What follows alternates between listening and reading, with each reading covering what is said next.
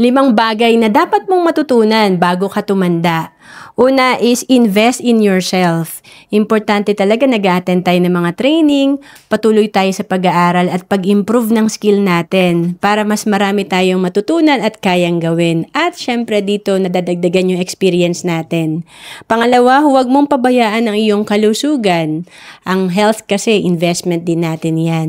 And then pangatlo, huwag kang magpadala sa opinion ng iba. Syempre may mga negative din na maririnig tayo na maaring hindi natin kaya ito or hindi natin kayang simulan ng isang bagay. Pero ang importante talaga simulan natin ng isang bagay pag may gusto tayong baguhin sa buhay natin. And then pang-apat, huwag mong hayaan na kontrolin ka ng pera. Importante, tayo ang may control sa pera natin. Mangyayari to kung tayo ay marunong mag-budget, alam natin kung magkano ang pumapasok at lumalabas na pera sa atin. And then pang-5, maging action taker ka. Kasi yung iba hanggang plano lang. Importante may action tayo at consistent tayo sa ginagawa natin. To know more about savings and investment, message mo na ako sa FB, Roan Celis Capistrano.